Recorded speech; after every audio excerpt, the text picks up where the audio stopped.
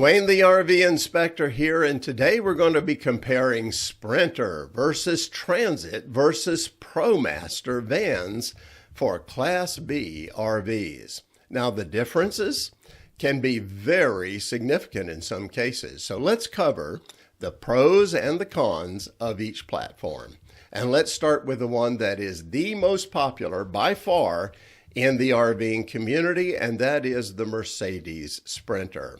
One of the big advantages it has that a lot of people like is the diesel engine. Now, the reasons why are diesel engines generally just last a lot longer than gasoline engines. That's huge for a lot of people. Also, they produce more torque in most cases, so they can get heavy loads up and moving quickly and easily, like RVs. And they also can produce pretty good fuel economy. Now, the second pro we'll talk about is that the Sprinter is all-wheel drive, and that is great. It's exactly what a lot of boondockers and off-roaders want in their RV, so it's a great feature for them. The third pro, there's a lot of advanced engineering that's clearly gone into the Sprinter. One of the places it really shows up is in a very refined and pleasant driving experience, and you just have to drive them to know what I'm talking about. Another big advantage is there's lots of aftermarket upgrades and accessories for the Sprinter. Pretty much anything you want, you can get for it. And lastly, the resale value of Sprinter RVs is usually better than the other ones we're going to talk about today. Now, there are cons for the Sprinter, and some of them are significant. First of all, they're going to be the most expensive Class B to buy out of these three. And no doubt a lot of that is because of the advanced engineering that's gone into them. You just have to pay for that somewhere. The second con is that the Sprinter is going to be a lot more expensive to repair and maintain than the other two we're going to talk about here. And there can be parts issues. Sometimes it's frustrating trying to get parts for the Sprinter van. Finally, there's a lot fewer qualified service facilities in the U.S. for the Sprinter. Now, when I say qualified, I mean that because, again, this is advanced engineering, so not everybody can actually work on some of the issues with the Sprinter van.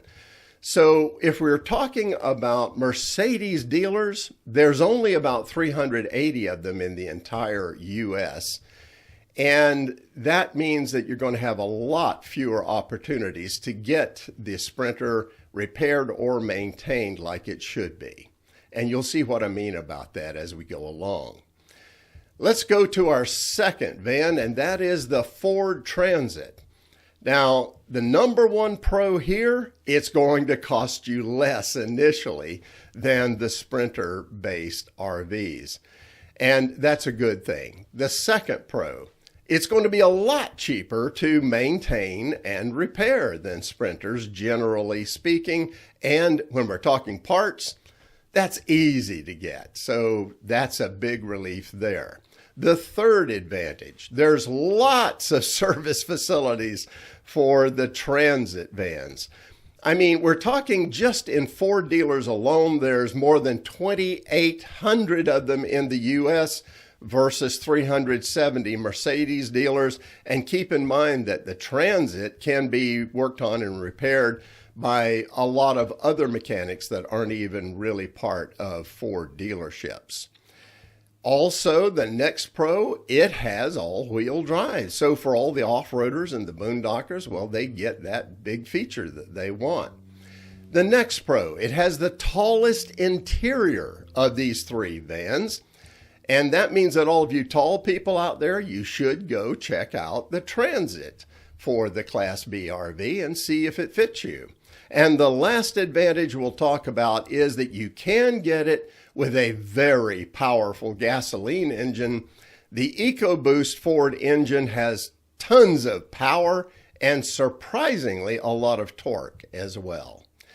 Now, there are some cons, not a lot of them, but first of all, it is not going to be the refined driving experience that you have with the Sprinter van. So again, check that out, compare the two, and you'll know what I mean. The second con is that there's not nearly as much aftermarket support for the Transit van as there is for the Mercedes Sprinter.